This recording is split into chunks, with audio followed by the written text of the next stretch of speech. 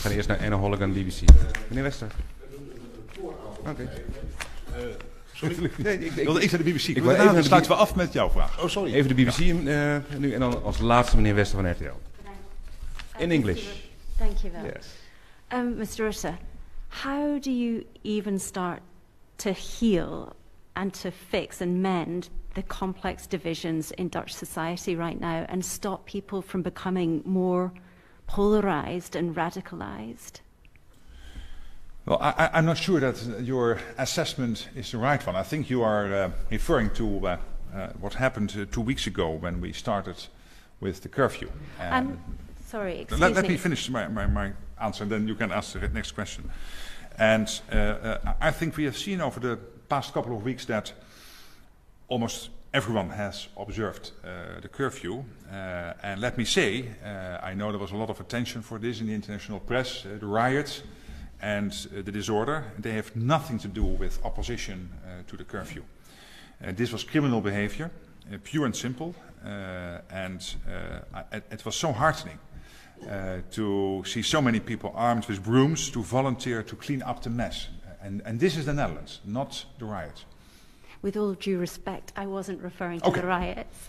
We've been traveling around the country and speaking to people who are losing faith in the system. They saw the U-turns over the COVID response. They saw the benefits scandal, the government collapse, the last in the EU to start vaccinating people.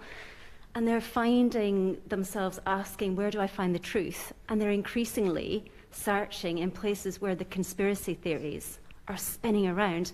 Does that worry you? And is that something, do you think you can pull those people back and convince them that they can still believe in the government? Well, of course, I fully respect your journalistic work, and the BBC has the highest standards and is known for its high quality. But on this issue, I completely disagree.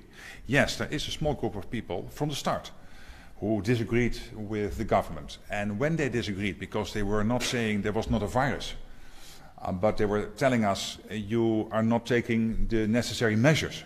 And then we have always tried to engage in a dialogue and to discuss.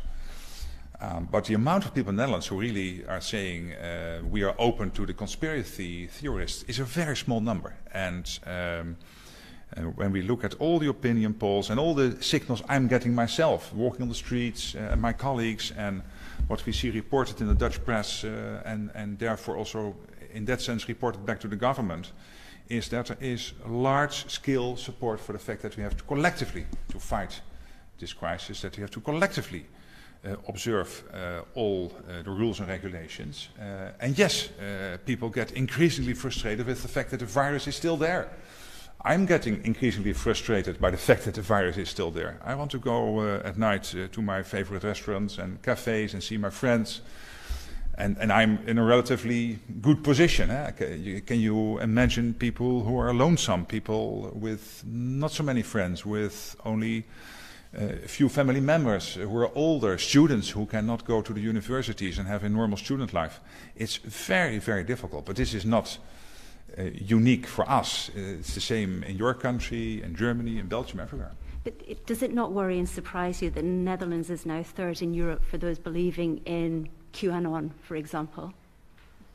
Well, again, I have the highest confidence in the wisdom of my country and my fellow countrymen and women in the Netherlands. The highest respect, and I know that the vast majority is not into conspiracy theorists, but we are a free society. If you want to, you can, and as long as you are not creating criminal situations and not rioting, then you have every right to do so. But I'm really confident that the large majority of the Netherlands, yes, is frustrated by the virus, respects the fact that we have to behave in a certain way to fight it, is not always happy with what the government is doing.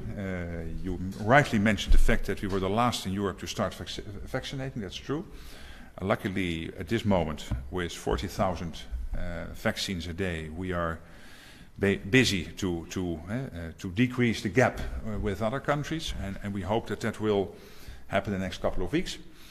And the big issue then will be not the gap with other European countries, but the fact that we don't have enough vaccines available in Europe. That's the big issue. Thank you. Thank you. One final question, Frits Wester. Ja, nog even